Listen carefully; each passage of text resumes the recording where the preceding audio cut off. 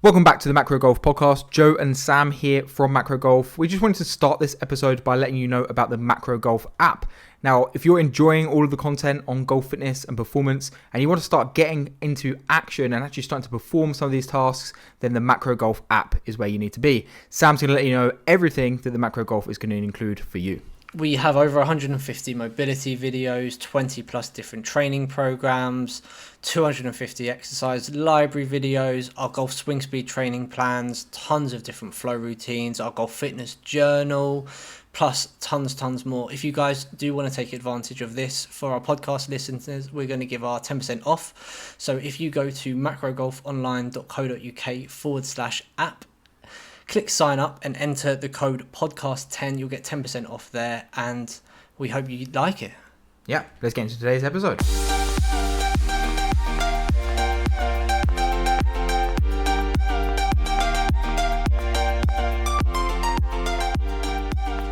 Guys, welcome back to another episode. Really excited for today's episode. We are talking about injuries. We're talking about typical injuries within golf. We're talking about the injuries that we hear about from golfers that we speak to or clients that we've worked with.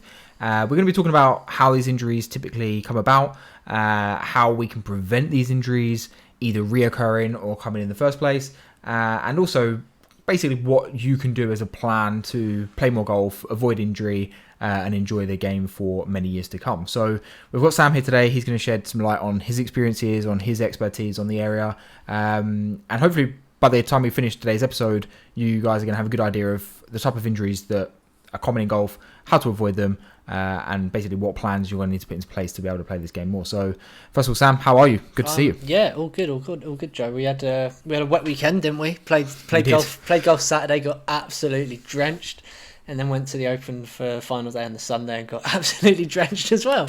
What day though? Like, oh, it was so good to see them up close in those conditions, hitting those types of shots. Just unreal. Seeing their the methods, how they approach different shots, how they're talking through things, taking in fact to the wind, the rain, it's just unbelievable. Like seeing them, hearing them up close was insane. I think you had Bryson hit over you 367 yard drive to make eagle on the third, was it?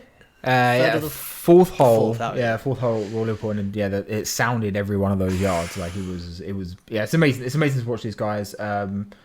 Couple of things I took from it was like how little consideration there goes in before hitting a tee shot. So actually it's like a little discussion before a tee shot. They pretty much know what they're doing. Apart from par threes, take a little bit more consideration, but par fours and par fives, they kind of know what they're doing. But the amount of time they take over putts was interesting. Yeah. Like they really look at these things for a long time.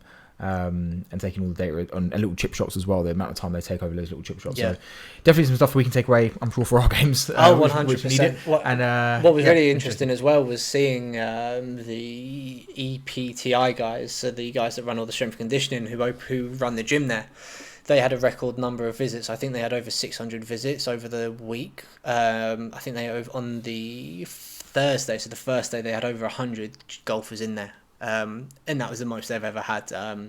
Spoke to one of them, and they were just saying how busy it was, how nice it is to see all the players actually coming in, taking it way more seriously. I think they opened the doors at about 5:30, so the guys who were in early tee times were in there 2 hours before warming up properly, which is absolutely great to see. It'd be interesting to see if that was utilised more by the Americans than it was in European, maybe. Yeah. It'd be interesting to see like the take up I'll ask what the type of individuals are, because I'll find out, yeah, I think it's interesting, the different culture. We spoke about before with warming up, in a different culture in different countries, and could be interesting. It is much. We know it's much bigger. This whole sector in America is much bigger than over here in the UK. Probably led by the athletes. Yeah. College mentality as well, and the quality of coaching, which actually probably leads us quite nicely onto today, because we're going to be talking. We'll talk a little bit about warming up, I'm sure. We'll talk a little bit about strength training, and we'll talk about all this stuff that may or may not, maybe there'll be some stuff out there that's not true.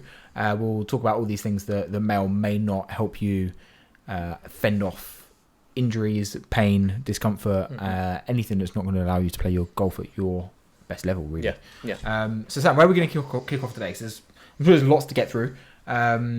where do we start? Do we talk about let's begin at the start. Let's do some prevention ones first. Kind of top easy prevention ones that I would say was, and I'm just kick it off by saying my favourite phrase. It depends, right? So it depends. If you know you've got a kind of common niggly injury, I'd say warming up is the place to start, right? You know that if you're susceptible to getting injured more and feeling some pain and aching after rounds, I would say you're in the category that you've probably got to prioritise warming up before you play, more so than others. There's tons of golfers that I've played with over the time that never warm up. There's tons of professional golfers in the past that have never warmed up, never thought about it. I'd argue they're probably outliers, and they're not the ones we should base a routine on, right? It's all personal. You know that if your back's sore after a round, that might not happen if we warm up to start with. Yeah, maybe.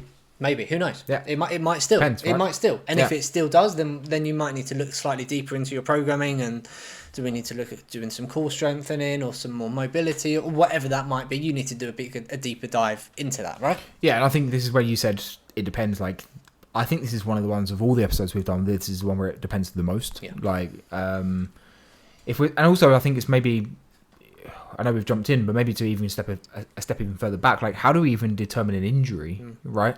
Like, for example, I have sometimes issues with my wrists, but they're not injured. Yeah. They just hurt when I spend too much time on my laptop, and then I get pain in them, and then it's not an injury. It's like, it's pain, right?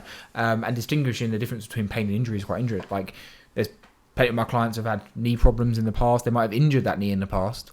The knee's not currently injured, but sometimes the knee causes them pain. Yeah. And there's a big difference between those two things, I think. We've not necessarily spoken specifically about pain maybe that would be a really good topic for us to think more about and distinguish these topics. But I definitely see that warming up helps with pain perception. Yes. I think that's a good way of putting it. Yeah. It's like, if you generally have a bit of a bad back, then warming up's going to help that back not feel as bad. I know, for example, my wrists, if I warm up properly, my wrists don't feel as bad. And the same for many people's shoulders and hips and all different stuff that's going on. Lower back, whatever it is. Yeah. So I definitely think warming up helps with pain perception, blood flow, and all of that. And, in a lot of sports, and I'm pretty sure golf is one of them, it also helps with preventing injuries of, strains, tears, pulls, those types of things as well. So, yeah, I think warming up helps, but then again, as you said, it depends on what areas they're struggling with, how they're going to warm up, what they're going to do. Do they just need to warm up the area that's hurting? Do they need to warm up the whole body? It's a tricky one. It's a tough, without doing a deep dive into the person, and maybe we do some personas and different things, but yeah, it's really about kind of knowing your body, and it's something we've spoken about a lot of these podcasts. Like, a lot of the topics, the answers will change based on your knowledge about your body, and also based on your experience, right? Mm-hmm. If you've got old footballing injuries and you know that they're more likely to come up, or if you have been training in the gym for a long time, you might be susceptible to slightly more tweaks if you haven't been doing some mobility stuff as well on top of that. Like, it's hard, but it really, really, really does depend. Maybe let's take a step back then. What would you say, Joe, working with clients for a while now, what are the most common injuries? Or it's tough, because even I get it a lot with clients saying that they're injured, and then you break down the problem and it might not be an injury, it's just a little bit of a niggle. Yeah. Like you said, that pain would be a really interesting deep dive podcast to do, and I think we should do that. But what would you say golfers would say are kind of common injuries? Yeah, interesting on this, because if you Google it, it will tell you that the most common injuries in golf are probably, and I've not Googled it, but it's probably lower back pain, elbows, probably those two would be my guess, right?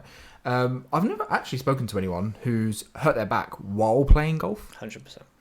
I don't know. I've not spoken to anyone. If anyone has, actually get in touch, because I'd be really interested in it. Like, I've not known anyone who's swung the golf club and then hurt their back while swinging the golf club and caused an injury as such. Right? Yeah, you like might in have the moment. Yes, you might have aggravated a pre-existing thing that might be due to your biomechanics and how you move and stuff. But you're not gonna, like, you sprain your elbow sometimes, or sprain your wrist potentially doing a movement. Yeah. I don't think golf for the lower back does that. It's more of a build up over time situation. Yeah, and this is a big difference, right, between these two things, because the way that we manage them is completely different. So, let me give a great example. I've definitely heard of more people slipping over on the golf course and rolling their ankle than I have them swinging the golf club and going, oh my god, I've just done my back in swinging that club.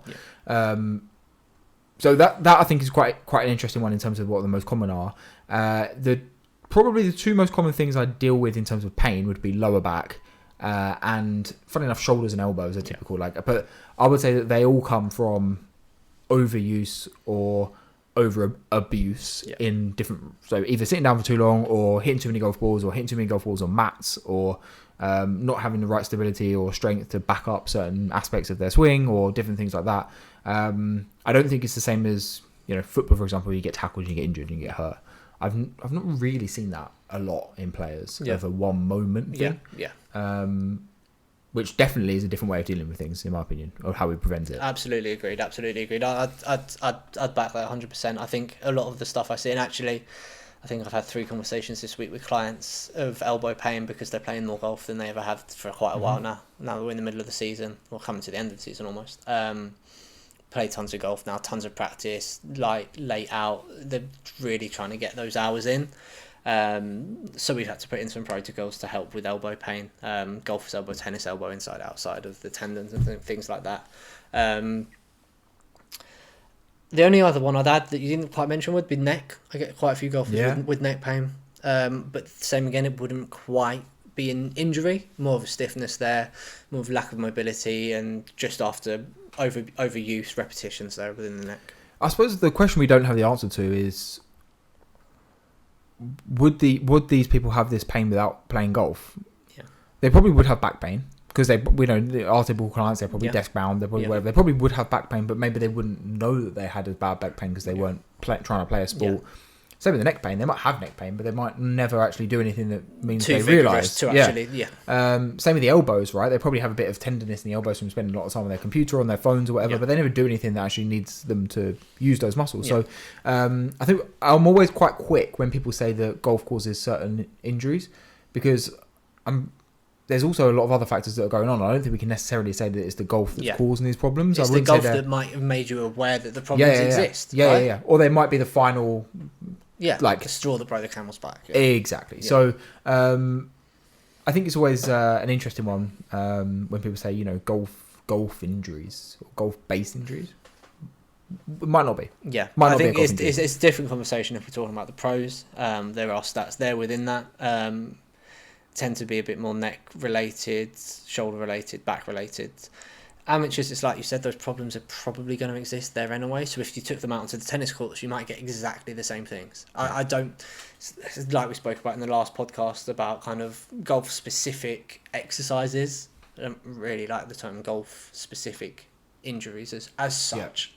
Yeah, but because if you think of it this way, like actually golfers, their injury rates are actually like probably one of the best of any sport, right? Like, you think of the top players in the world, very rarely do they miss time out. They don't miss a lot of time out. They play pretty much every week for...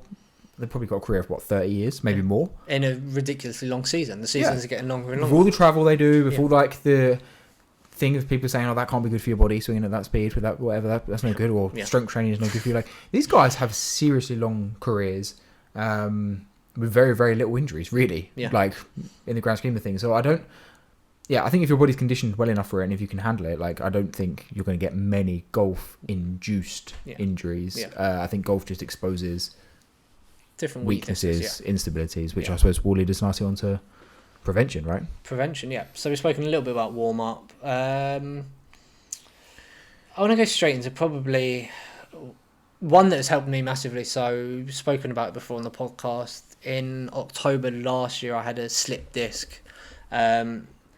And slip discs are funny because it's not, you don't do a movement and you don't get the injury straight away, right? Typically it happens overnight as your spine starts to relax, the disc will slightly come out of place. And that was just an overuse thing.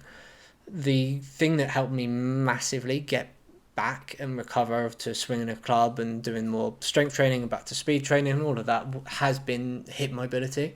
And it's something I see a massive correlation with a lot of my clients is how mobile are your hips compared to how much pain are you feeling in your lower back. We get also a lot of stuff that's out there is probably more focused on external rotation of the hip joint rather than actually what we need in golf is more internal rotation, right?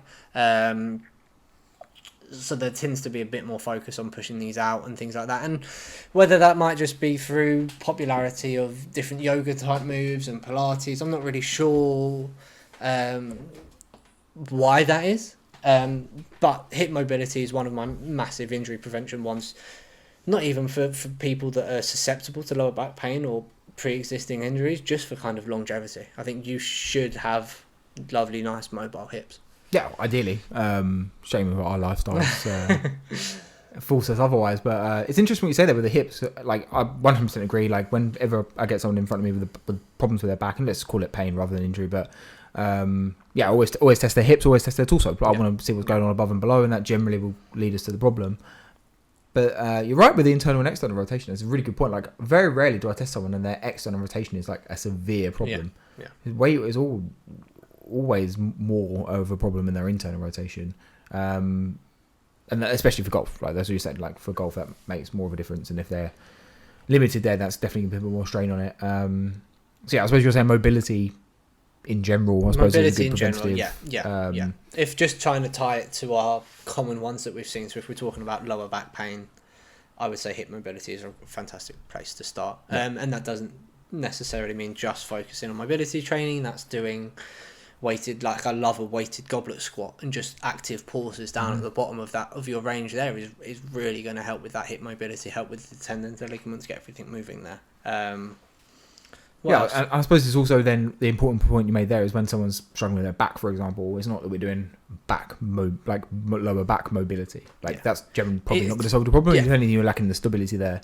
Going back to what you said, typically you like to look around the area. So with the lower back, it's typically what you see, right? If someone's complaining of pain in an area,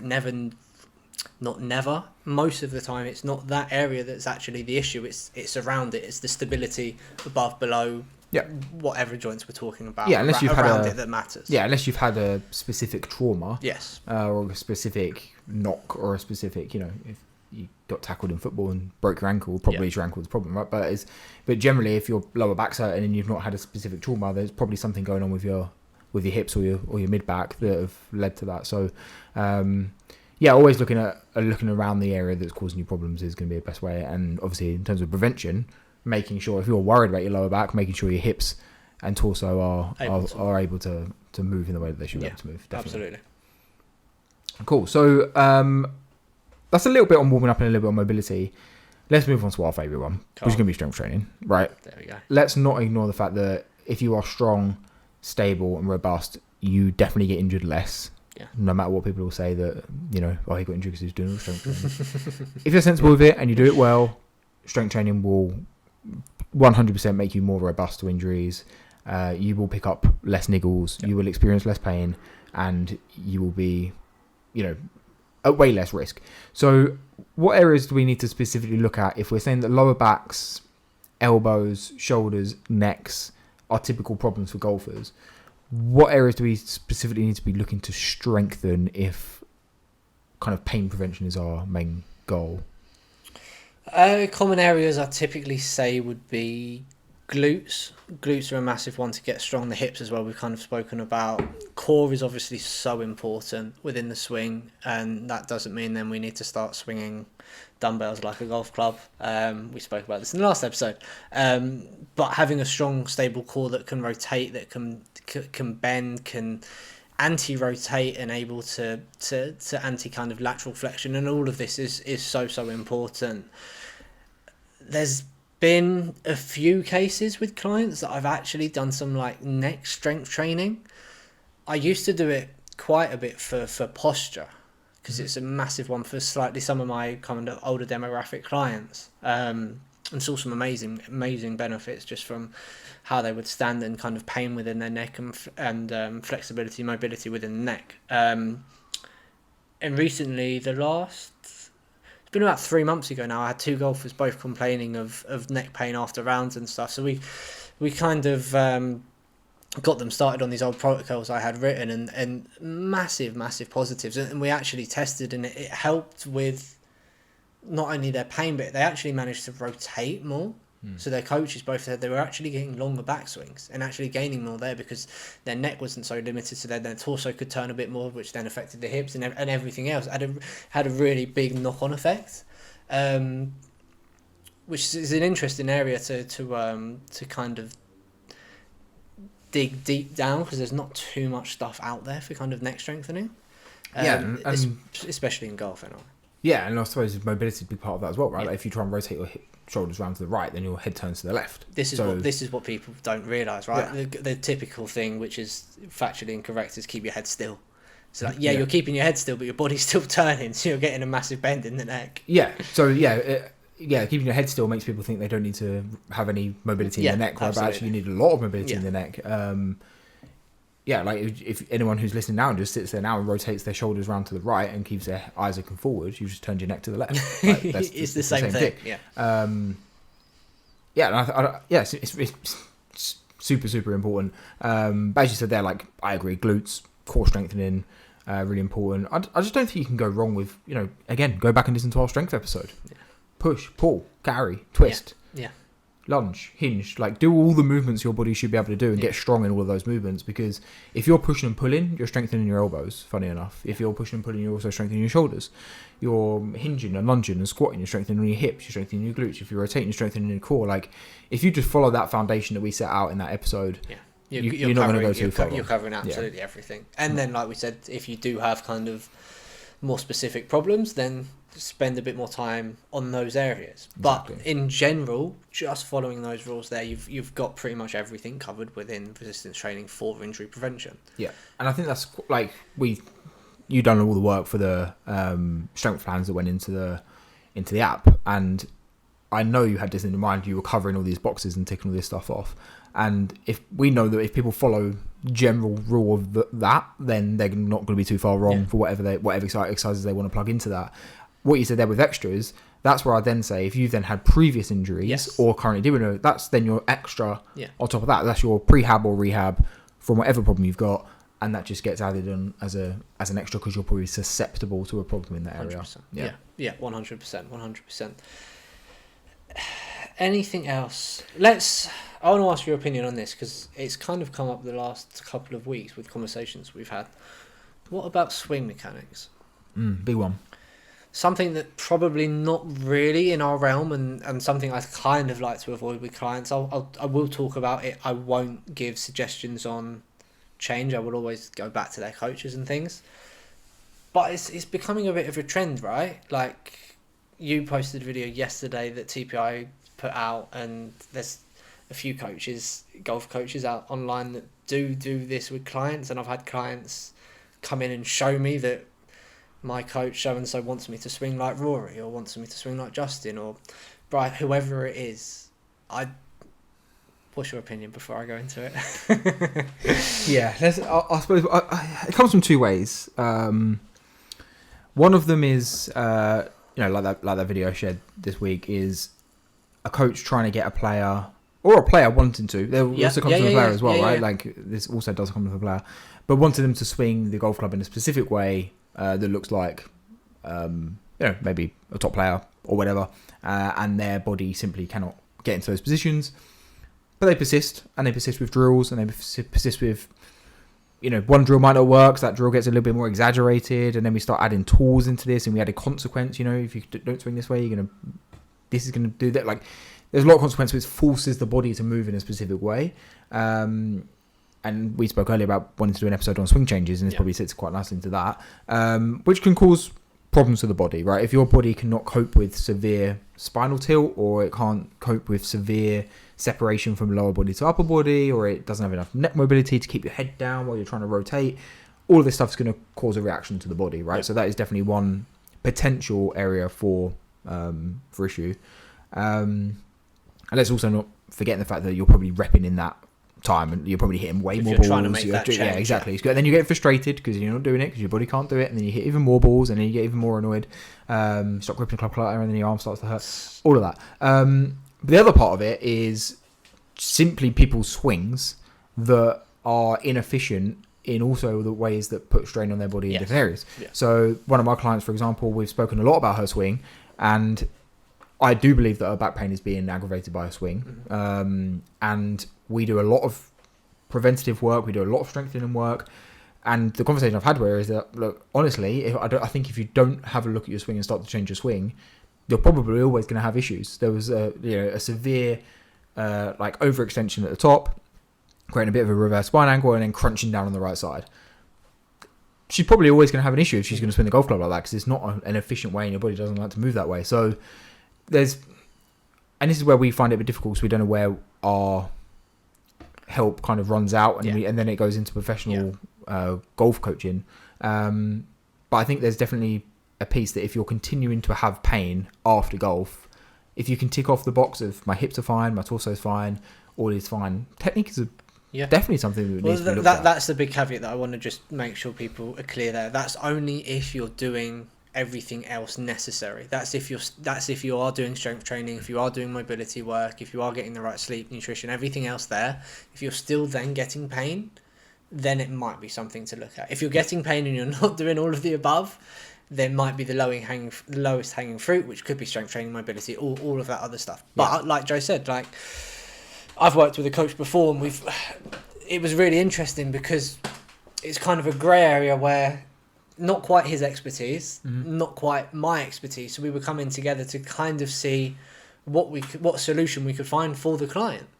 And it was a bit of a tough one, because the pros don't really cover pain and swing mechanics in that sense, right? They talk a lot about what's the optimal way, what's the most consistent way of delivering different people's swings based on their biomechanics, based on their height, different things like that. But it's not so much of what causes pain. Yeah. So it was a really interesting one. I've only ever done it with one coach for one client, and we did end up making some changes that seem to have worked with other work as well outside in the gym and things. But if you, like Joe said, if you are still getting pain after golf and working with a coach and working with your body on side it, then it might be something that's the common denominator. Yeah, I think there's a couple of bits on that. Number one is that why are you swinging that way is another thing to be considered. It might be that you're swinging that way because you have restriction in your hips or restriction somewhere else. So sometimes you kind of solve both problems by dealing with that. You're kind of like, okay, we're swinging this way. Well, let's have a look at the hips. Let's have a look at the torso. You're getting the pain. Okay, you're tight there. You're tight there. Well, let's solve that problem. And then maybe actually the swing starts to kind of build a little bit of change from that anyway. So that is one thing that can be considered.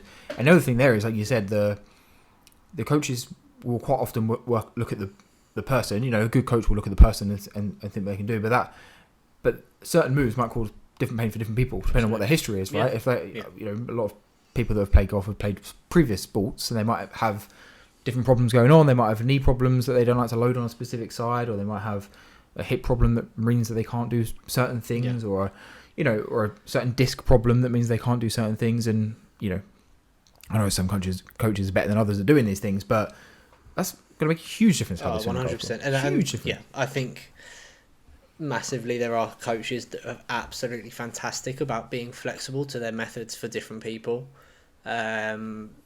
which I think you really, really need. I think long gone are the times of, right, this is the Adam Scott golf swing, these are the positions T1 through that you need to be getting in. I think if you can find a coach that really kind of is a bit more flexible and listens to what you have done before, what you can do, what your body is capable of, then they're fantastic coaches, and there's a lot of them out there. Yeah, and again, like there's ownership from all areas, right? There's ownership from, if you're working with a physical coach, there's ownership from them to take all of this into consideration and guide you. There's ownership from the professional to have a look at this stuff and actually open their mind to that you might not be able to get into certain positions and spin the golf club in certain ways. And there's also ownership to the player to say, well, I know that coach only works with this type of player, young college athletes, for example. Yeah. Probably, I'm 50 years old and I sit behind a desk and I've got a back pain. Probably not the guy for me, right? Where I know that person works with people who are like me. Yeah. So maybe they have got more experience working with people that don't have as much rotation. Absolutely. or have a little bit of niggling in their back pain. So I think there's ownership that needs to go all the way, but this is one of the big problems in golf. We don't have someone who does everything. Yeah. Right. And I don't think we should have someone that does everything because they probably wouldn't be that good at it. But but everyone needs to communicate, and that's that's one of the big philosophies from TPI that I do like is the, everyone speaking the same language and communicating around things, which I think is definitely a good method to success. And to injury prevention, there we go. We managed to link it back. Absolutely. The next one I want to talk about, and we've spoken about this in so many other podcasts, but quickly just rest and recovery, right? For injury prevention, it's so important that you allow your body adequate time to recover between rounds of practice or actually playing or gym sessions, whatever that is. We spoke about that loads within how you're programming your actual workouts and your practice. Like, it should all be pieced together. Yeah. It should all have, right, this is when I'm practicing, this is when I'm playing, this is when I'm training, this is when I'm doing my mobility work. It should all be something that's reasonable and of volume that your body can tolerate the output. Yeah.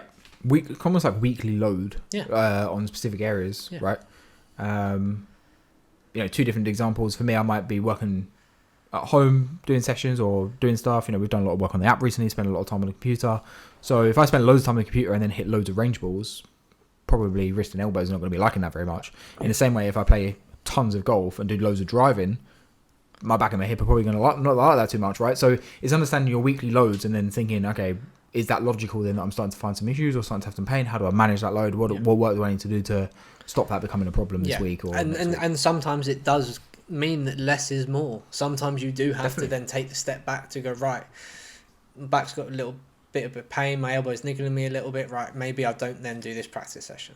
And prioritize, right? Go through what are your non-negotiables, what are the things you don't want to miss out on, whether that's playing on the Saturday with your friends or maybe that's the gym sessions or whatever that is, whatever your non-negotiables are, piece them in, and then if you need to start reducing stuff, have a look.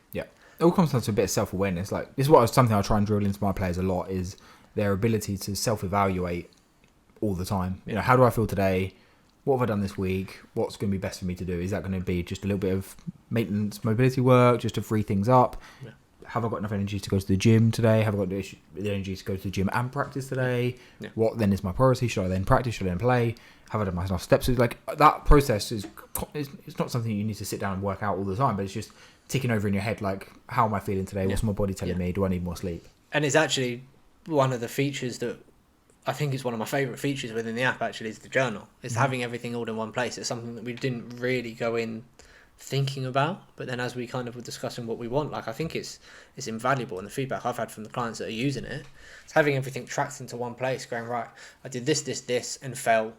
Sometimes I'll get them to put a number on it, whether that's a 7 out of 10, 8 out of 10, and then going back and going, oh, well, actually, this week I managed to get everything in. What's changed? What's been the things that have stayed the same? What's changed? How can I then try to mirror how I felt that week, that month, whatever that might be? 100%. Anything else for injury prevention that we've got? I've got one silly one. They've just been covered. Not even silly. I've just had some players come in and get to discussing everything, and everything seems to be adding up, and then you talk about clubs and what clubs they're using, and just poor club fitting. Swinging shafts that just aren't right for you.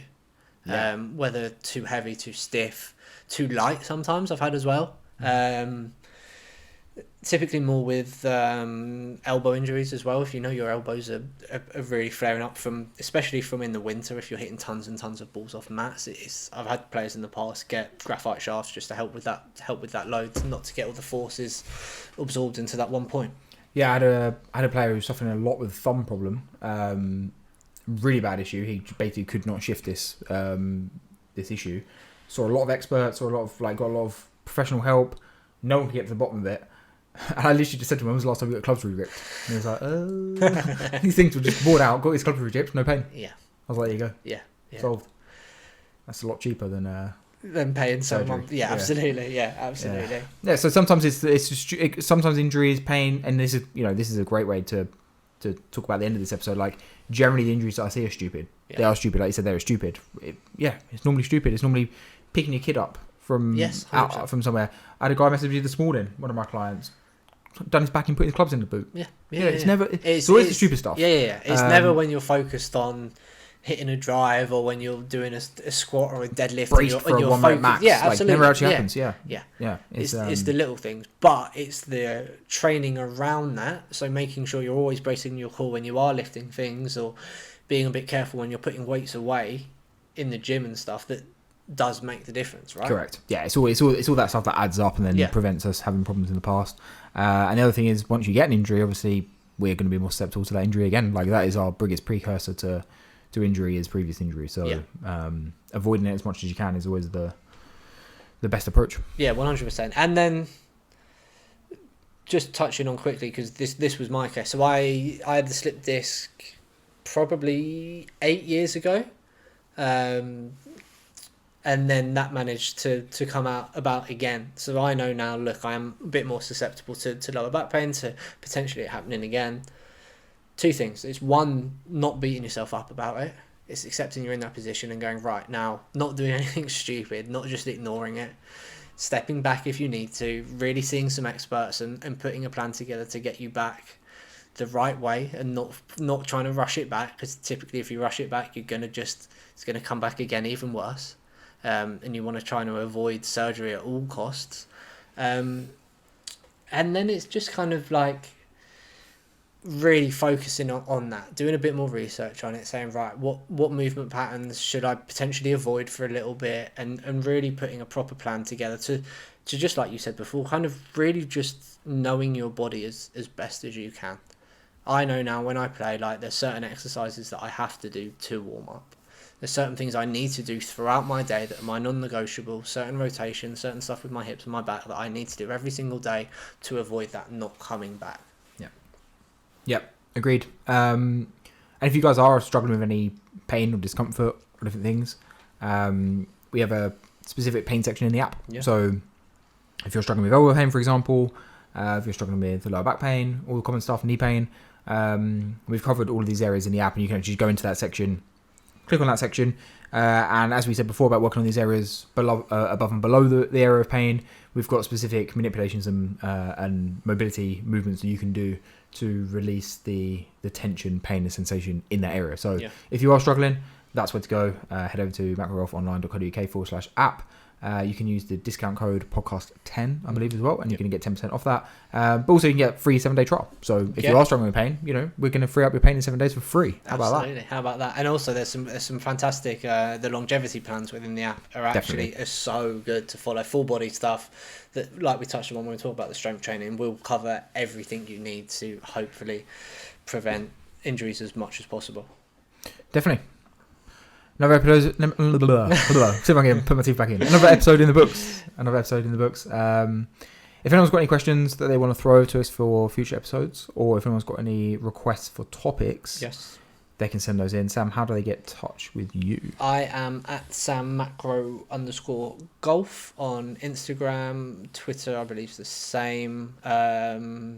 Emails are all on the website. Everything's there as well. If you guys want to connect through the website, we're at www.macrogolfonline.co.uk. Joe? Yep. And best place for me is Instagram, Joe_macrogolf. So if anyone does have any questions or comments, or you just want to throw some abuse, that's where to head. That's where we'll ignore you. So guys, thank you for listening again, and we'll see you on the next episode. Thanks, guys.